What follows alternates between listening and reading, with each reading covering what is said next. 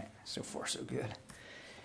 I think you know this morning the Secretary met with the Colombian Minister of National Defense, Diego Molano, and reaffirmed the importance of the strong defense relationship between our two countries. He congratulated Colombia on its recent designation by President Biden as a major non-NATO ally and praised Colombia's progress as a NATO global partner.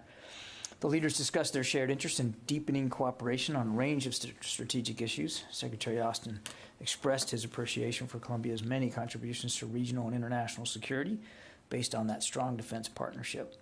Switching to other business, later this afternoon, the Secretary will have a chance to speak again with the Ukrainian Minister of Defense Oleksii Reznikov, to discuss Ukraine's military requirements in advance of the U.S. hosted the first iteration and the second meeting of the Ukraine Defense Contact Group. That will be held on Monday. It's going to be held virtually. The Secretary will participate from the Pentagon.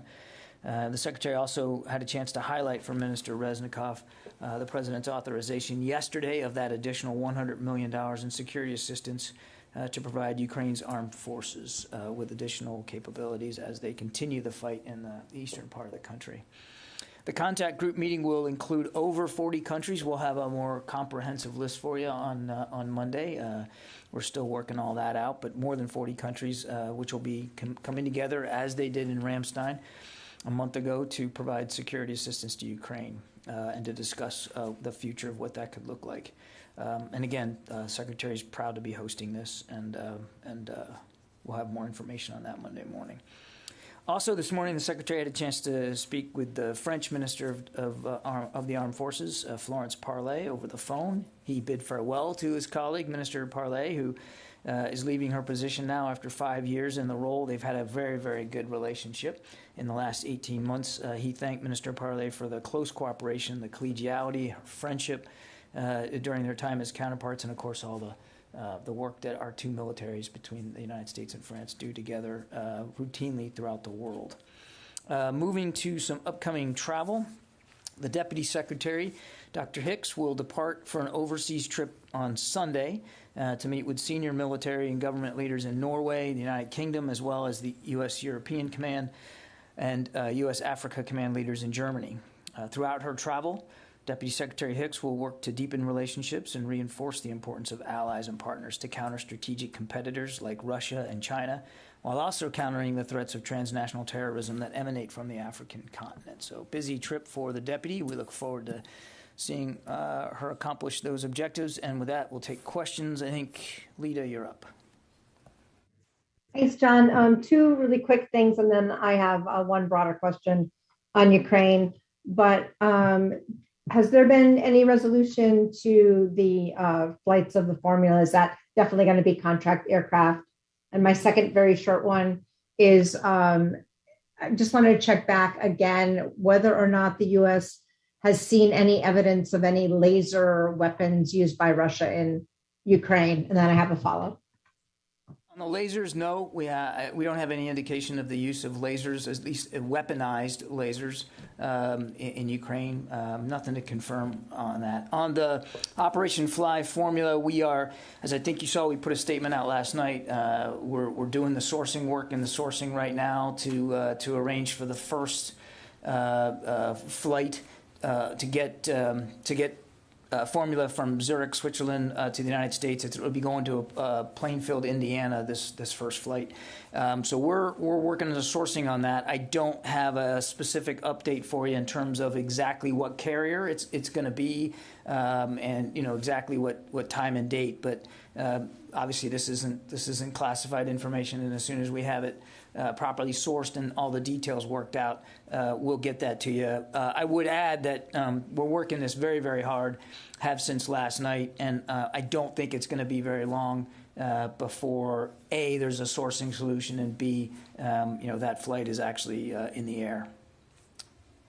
My follow-up, just on Ukraine as a whole, Shoigu has said, I think today, that the liberation of Luhansk is nearing completion. Do you have sort of a broad sense about how much of Ukraine Russia now controls and what that says about the state of the war right now? I don't have a percentage estimate of geography And I'm not sure that it would be much of a helpful metric anyway, Lita, because literally territory is changing hands every single day. For instance, 2 weeks ago, if you'd asked me about Kharkiv, while we never assessed that the Russians held Kharkiv, they were surrounding, encircling Kharkiv. There was only a small corridor to the southeast of the city that the Ukrainians could continue to supply themselves through. And now they have literally pushed the Russians well away from Kharkiv, all the way up to near the border with Belarus and with Russia, and then even to the east, well into the northern Donbass region. They have pushed the Russians out. In the Donbass region, almost every day, there are hamlets, towns, and villages that are changing hands. The Russians are still well behind where we believe they wanted to be when they started this revitalized effort in the eastern part of the country. And while they have made, and we have been very honest about this, they have made some incremental progress in the Donbass. It is incremental. It is slow. It's uneven, and the Ukrainians continue to push back. So it's a long answer to what was a simple question. I don't have a percentage of land held for you. And again, I don't know that we would consider that a useful metric, given how dynamic the fighting actually is in the East. Okay, Travis. Thanks. Just to follow up on the baby formula. So the President has invoked the Defense Production Act, and Transcom is working on getting these flights to bring the formula over. Is the military involved in any other way in this kind of baby formula crisis, or for now is that the extent of it? Right now, the extent of it is using DoD, really Transportation Command's contracting vehicles to find commercial aircraft to fly this formula. And as I said yesterday, that's a cheaper and usually more efficient way to do it, because we have we fly contract air every day. Much of the security assistance that goes to Ukraine goes on contract air, quite frankly, not gray tails. I do want to stipulate, I said it yesterday, but I want to make sure I make it clear again today. It is possible that through Operation Fly Formula, that we would determine that the most efficient way to do it would be on a gray tail, a U.S. military aircraft. And so we are working the sourcing right now for this first flight. And I don't have a sourcing solution for you right now, but I don't want to leave you with the impression that it's definitely one or the other. U.S. Transportation Command knows how to do this. In fact, they know how to do it better than anybody in the world. And they understand the tasking.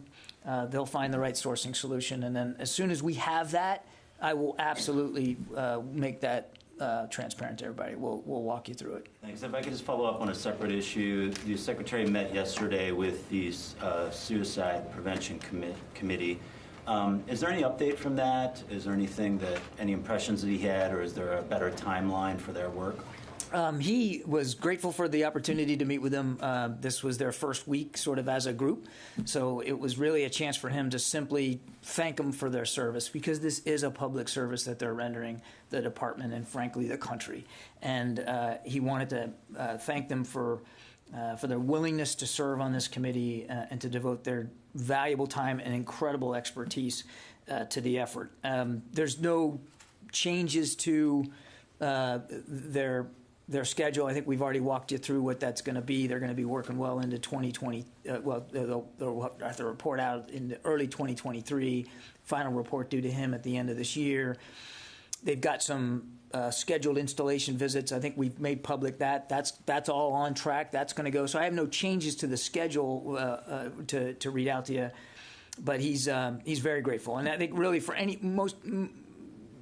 the biggest purpose for him wanting to talk to them was to thank them and make sure that they heard directly from him, not that they needed to, but that they heard directly from him how seriously he's taken this issue of suicide prevention and treatment and with respect to mental health. I mean, it is clearly an issue we've got to get better at, and we still have these issues of stigma in the military. The can-do attitude that we have, which is so commendable, also can lead to making people feel like they're not able to will somehow be held to account or punished for seeking mental health, and we want to get our arms around that and reduce that stigma. So a good discussion. The Secretary was very grateful to have it, very grateful for their service, and again, we'll keep you posted as things go forward.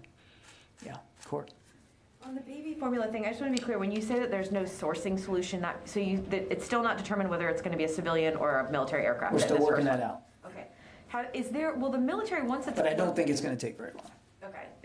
Is there even like a date set for when it's supposed to leave and or arrive in Indiana? I would refer you to Transportation Command. I don't have that level of granularity. My understanding is that it's not going to take long. I mean, we're talking days at most.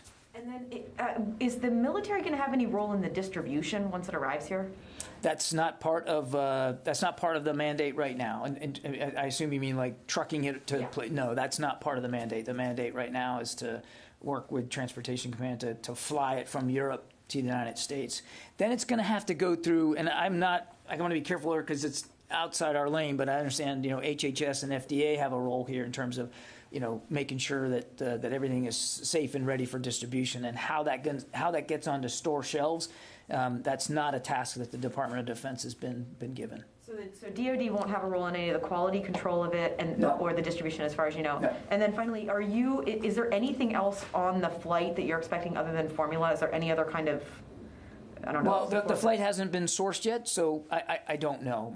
My guess would be, and I should never be guessing from the podium, but my guess would be that that's it. It's just going to be to get formula, and that's all there is. So, and then also, speaking of guessing from the podium, I guess, is this the podium you're going to continue to guess from, or should we expect you to be guessing from another podium in the near future? I am very proud to be here, and that's what my focus is on. That was far from an answer. So would you say that you're going to be in this job in like a couple of weeks, or are you moving to the White House? What's the deal? I don't have any. I mean, look, I've seen the stories out there.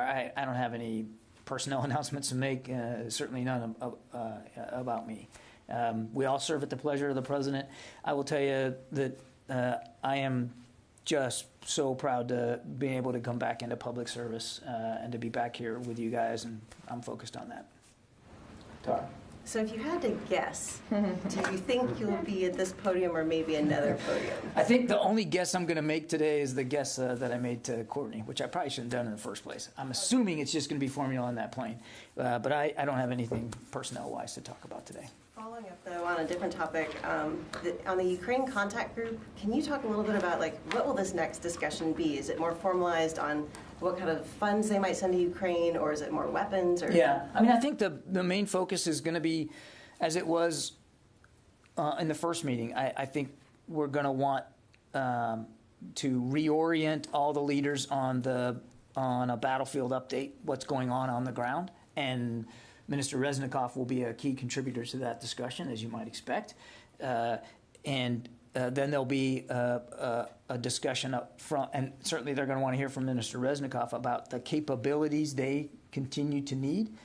And then there'll be a discussion about that among the partners partners is not good, the members of the contact group, about how they can best fill those capabilities. So, we've been very open in just the last 24 hours about additional capabilities that we're sending. We look forward to hearing what other countries might be willing to provide as well. So it'll be, I think, dual purpose, battlefield update, get a direct sense from the Ukrainians what their capabilities are that they need, and then a discussion with the members about how we can best fulfill that. Obviously, we're not going to speak for other nations. If, in fact, they have announcements to make, they'll be able to make that on their own. How many members are there, and has it grown since the last meeting? We know over 40. RSVPs are still coming in, so I'm going to be a little bit careful here on the numbers, but we'll have a more robust, more accurate list for you Monday morning. But we're still talking to people even today, and I suspect over the course of the weekend. John, could I just follow on? Sure, Jim. So this is a living, growing group, this contact group. That's right. You expect, I guess you had 30 some odd the last time, you're up to 40 We had more now? than 40 last time as well. Okay. Again, I don't want to get ahead of where we are, but there's there are some countries that have shown an interest in participating that weren't in the first meeting. So we'll have an update Monday morning. But there's not a cap on it. Right. We would love to have as many people, many countries participate as possible. And what was really noteworthy about the group in its first iteration was you had countries from the Middle East, you had countries from the Indo-Pacific. It wasn't just Europe, and it certainly wasn't just NATO. There was a true global community there of countries that were interested in what's going on in Ukraine. And more than that, as the Secretary said very eloquently, you wouldn't have been there if you didn't care about Ukraine and care about helping Ukraine. And every country has to decide for themselves how they do that. But it was very clear that every member came with ideas and ways that they could contribute. So we're looking forward to a good discussion. This one will be virtual. And then what the Secretary said he wants to do is have one every month. And so we'll see what it looks like in June and July. Barb. Can I ask you about North Korea? With the president traveling in the region and Jake Sullivan openly now publicly discussing the intelligence that the U.S. has that North Korea could be headed towards an ICBM or even an underground nuclear test. So with that on the table by Jake Sullivan, what is the assessment here about the risk posed by another North Korean ICBM test, possible underground nuclear test? And he said that you had contingencies. Can you talk a little bit about the potential, the risk to the region of another test and what you might be able to do about it? Every time the regime in Pyongyang tests, whether it's a nuclear test or a missile test, every time they test, they learn. Sometimes the tests are less successful than others, but each one is a learning experience, which means with each test, they are trying to advance their program and their capabilities. And that's worrisome because those capabilities pose a threat, a very real threat to security and stability on the peninsula, let alone the region, and even beyond the region. So we obviously take this very, very seriously. You also heard Mr. Sullivan say more than once that we maintain an open invitation to Pyongyang to sit down with no preconditions, mind you, to sit down and talk about how we get to a denuclearized peninsula and a denuclearized North Korea. And there has been no indication, and quite the contrary, not only no indication that they're willing, but every indication so far that they want to continue to develop this program. These provocations, again, are clearly destabilizing to the region. The ballistic missile tests, they are violations of existing UN Security Council resolutions. And so you also heard Mr. Sullivan say we're going to continue to consult with allies and partners to make sure that absent any kind of diplomatic progress, because we have treaty requirements, certainly with South Korea and also with Japan, that we, the United States, can maintain our readiness to defend ourselves and our interests if need be. You mentioned risk beyond the region from testing. Can you give us any current view about how close you believe North Korea may be to a missile that could successfully fly beyond the immediate region, that could successfully reach intercontinental range, and can you let that happen? I'm not going to get into specific intelligence assessments of North Korea's missile capabilities, Barb. I think you can understand why we wouldn't do that. We're obviously watching this very, very closely. And as I said, with every test they learn.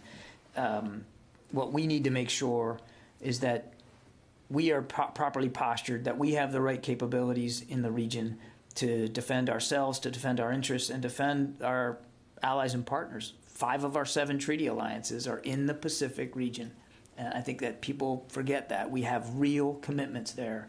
And that's one of the reasons the president's going to meet with 2 of our staunchest allies right there in the Indo-Pacific. Just to press one last time, can the United States can the U.S. military let North Korea have a missile of intercontinental range? What the U.S. military has to be able to do is defend our interest and our allies and partners in the region. And I think I'll leave it at that. Yeah, go ahead. Can you confirm the report that the U.S. and the allies caught the indication that the North Korea is now fueling in the ICBM? I don't have any specific information on that. I would point you back to what Mr. Sullivan said just yesterday, that we do have indications that they are potentially preparing for either another launch or perhaps even a nuclear test. I won't go beyond what the National Security Advisor said publicly in terms of what the indications are. Okay, one more question is, there have been the aircraft carriers in and out of the Yokosuka harbor in Japan. So are they kind of temporarily moving the development of aircraft carrier in response to the president visit to the region or the North Korean move? I would refer you to the Navy to talk to their ship schedules. I don't have visibility on when aircraft carriers or ships in the Pacific Fleet are coming in and out. I would just remind that we routinely operate at sea in international waters in accordance with international law, whether that's training or whether it's steaming exercises or freedom of navigation operations. We are constantly putting to sea and exercising our capabilities, and that's not unusual. That's not atypical. And I would walk you away from connecting any of that activity, which is ongoing, to the president's visit. One last question is, what do you expect to the presidential meeting with the South Korean President Yoon and Japanese Prime Minister Kishida in terms of podium here? I'm going to refer you to my White House colleagues on that. That's not for me that's not my place. Not my place. Laura. On Ukraine, can you give us a status update on the maritime situation? There's been a lot of reporting today about Russia's blockade in the Black Sea threatening food supplies, and a Ukrainian official tweeted this morning that the U.S. is preparing a plan to destroy the Black Sea fleet. Say that last one again. A Ukrainian official tweeted this morning that the U.S. is preparing a plan to destroy the Black Sea fleet. Okay, I can tell you definitively that that's not true. Just looking here, no changes that we've observed in the maritime posture in the Black Sea. The Russians still obviously have vessels there, most of them surface vessels, but submarines as well. They continue to, although they are not as close to the coast as they were a few weeks ago, they continue to be able to, from a maritime perspective, blockade major Ukrainian ports like Odessa. So there's still nothing getting in economically. But I don't have any other updates for you in the maritime domain. Are we going to be sending them anti-ship missiles? We are talking to the Ukrainians every day, as you know. In fact, today's another one of those days when the Secretary is going to talk to Minister Reznikov we talk to them about their needs and their capabilities. And when we have decisions, we come right out here and we issue a press release and we tell you about that. So I'm not going to get ahead of decisions that haven't been made. We're doing the best we can to meet their capabilities in as near real time as we can. And we keep trying to make those capabilities match what's going on the ground. And what's going on the ground right now is a very artillery-heavy, long-range fire-heavy fight in the Donbass. Yeah, the back there. Going back to the Pacific questions, President Biden's not meeting with President Xi. Well, when he's over there, China's holding military drills for 4 days exactly over this weekend. How does that affect U.S. relations with China at a military level?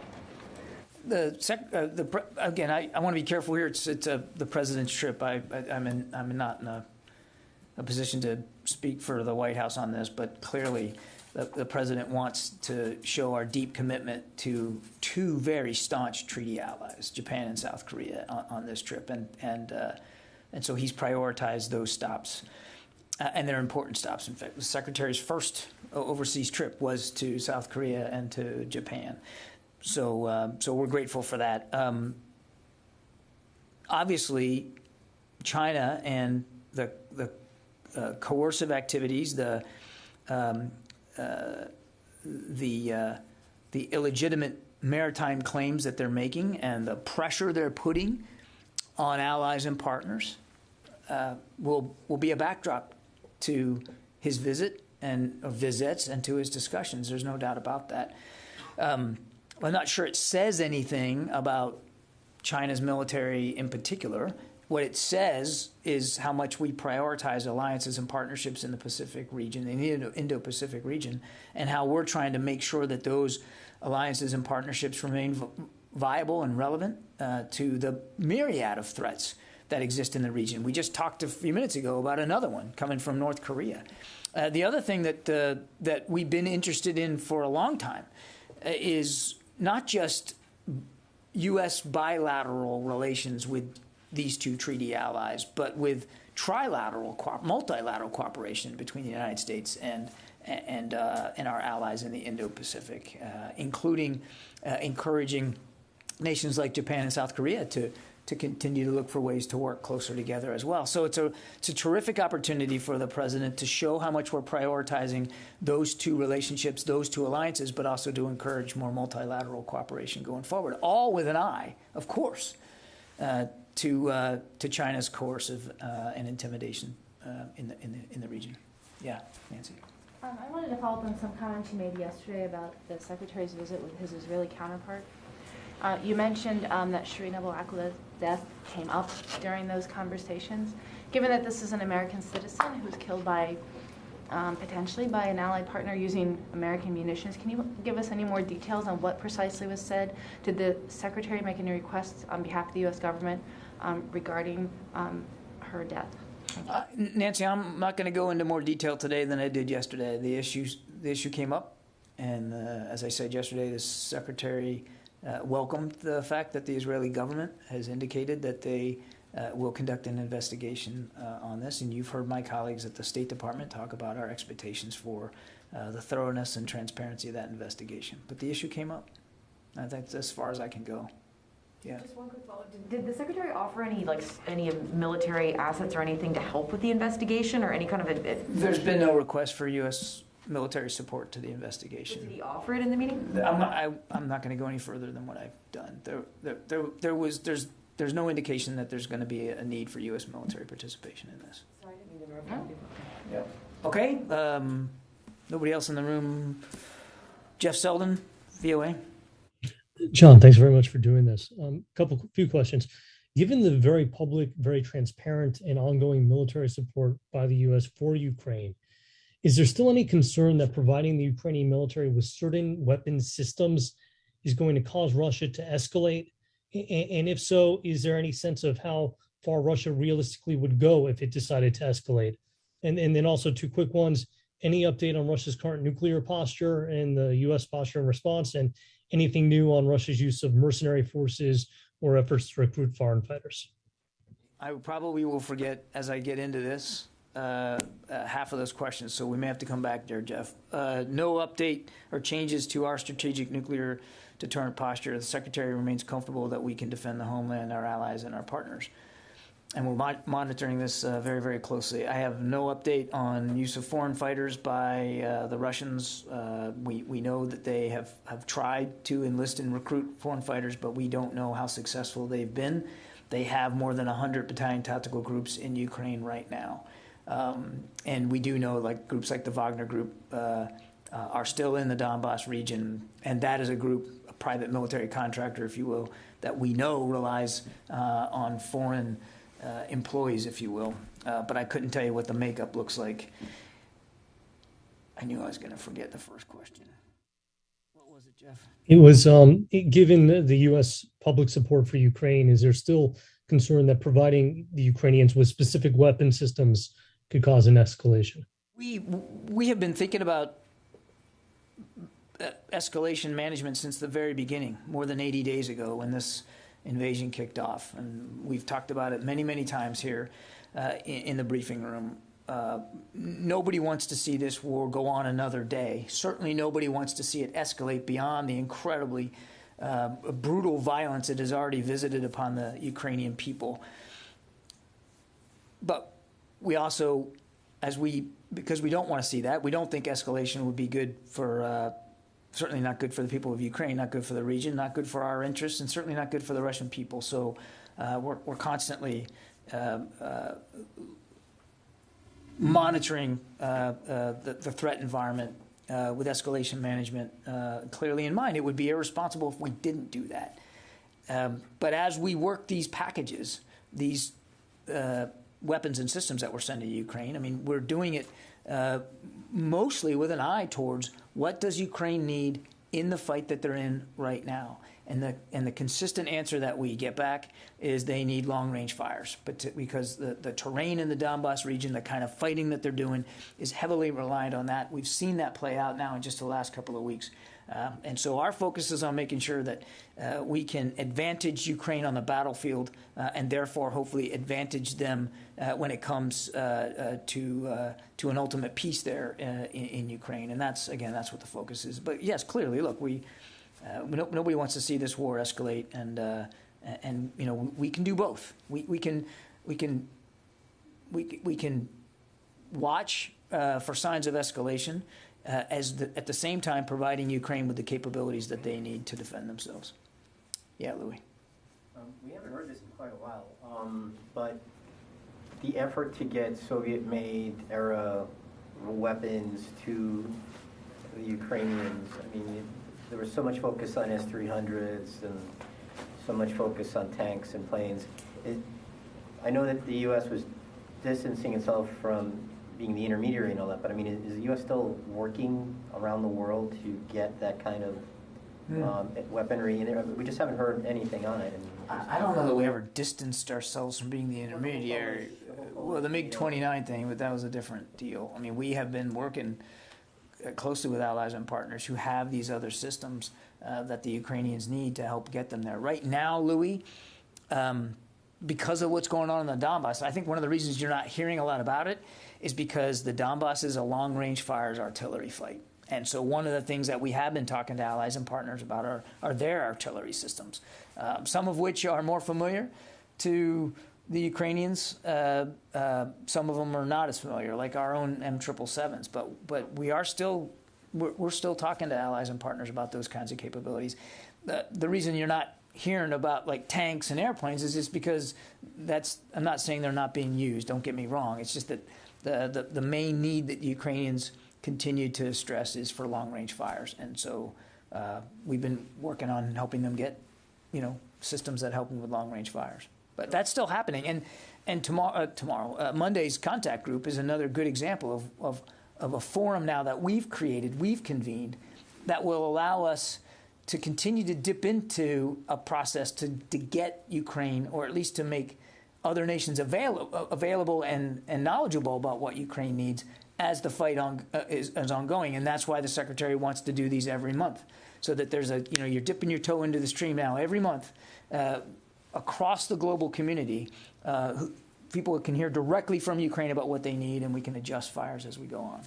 So another thing we've heard about is that you need this stuff right now on the battlefield, and you need to carry out short-term training so that they can rush back to the battlefield.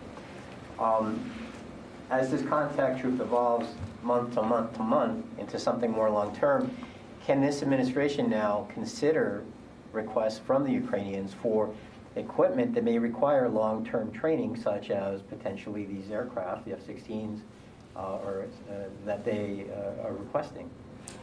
We're not there yet. And I don't think we're shutting anything off. We're not taking anything off the table. We have been focused on trying to get them systems that they can use as quickly as possible. And the original, as you know, early on, we were really trying to get them exactly the kind of systems that they trained on, which were all ex-Soviet systems. And they're in a fight, and they're losing some of these systems in combat. And so there was a greater need to replenish. And after a while, the ability to replenish out of what exists in Europe of old Soviet stocks is just starting to dwindle. And not just because there's not that much of it left, but because a lot of countries need it for their own defense. So that led us to look at some American-made systems. And so, as we talked about before, we wanted to try to get them the systems that meant the most to them in the fight, but that also wasn't going to require an onerous amount of training or upkeep and supply chain. Now, could that change over time? It's going to depend on where the fight goes and what the needs are. But we haven't closed anything off. We haven't, put an X through something and said, well, that's never going to go. We're working with them in real time. And you've seen us already change our approach, from small arms and ammunition and UASs and javelins and stingers. We're not talking much about javelins and stingers anymore, but we are sure talking about M777s. I've learned more about howitzers now in the last couple of weeks than I ever thought I'd know, thanks to Mike Glenn. And so it could very well evolve going forward. We'll just have to see. Yeah. Idris. Hey, John, two quick questions. Just going on Shireen's killing. When you said it came up when Austin talked to his Israeli counterpart, when you say it was discussed, is it like it came up for a minute, or was there actually like a discussion about it which lasted for several minutes? Just like, is it just something that came up in passing, or was it actually an agenda item? And secondly, could you give us an update on Mariupol and sort of where things stand? Do you still believe the Ukrainians are in control of the city? Idris, the secretary brought up the issue, and they discussed it, and he welcomed the Israeli government's willingness to investigate, and I'm not going to go beyond that. On Mariupol, you've heard the Ukrainian Ministry of Defense themselves talk about the combat mission ending there, and I wouldn't go any further or dispute the Ukrainian government's assessment of Mariupol. They have said that they have publicly said that their combat mission has ended there. Sylvie, and then I'm going to have to go, guys. John, I would like to go back to the Ukraine contact group. You said that you are going to discuss. They are going to discuss what the future could look like. So I wanted to know if it means that there is an effort to achieve a consensus on what victory for Ukraine would mean. And I have a follow-up. Sylvie, the contact group is not about setting diplomatic conditions for the end of the war. The contact group is an extension of the consultative meeting that we had in Ramstein last month, and it is designed to bring together a community of nations who have a shared interest in Ukraine's ability to defend itself and to explore opportunities and capabilities that can be provided to them to that end. That's the goal of the contact group, not to get involved in the geopolitical end states here. Obviously, every nation involved wants to see this war end today, as it should, but that's not the focus of the contact group. What's your follow-up? The head of the Ukrainian intelligence said that success for Ukraine would be pushing back all the Russians from all the country to the pre-2014 borders. Is it something that U.S. agree with? We agree that Ukraine should determine for itself what victory is going to look like, and that Ukraine should determine for itself what it means to win this war. What we're focused on is making sure that we give them the tools and the capabilities to better defend themselves and to be successful on the battlefield. That is not for the United States to make a determination of.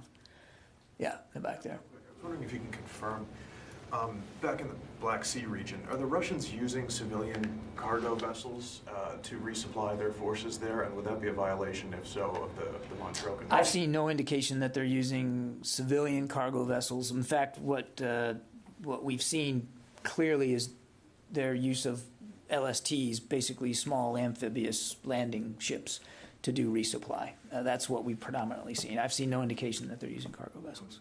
Of vessels that were purchased as civilian vessels? I haven't seen anything in the information that I get that would be able to confirm that. Okay, thanks everybody. Happy Friday to you. We'll see you next week.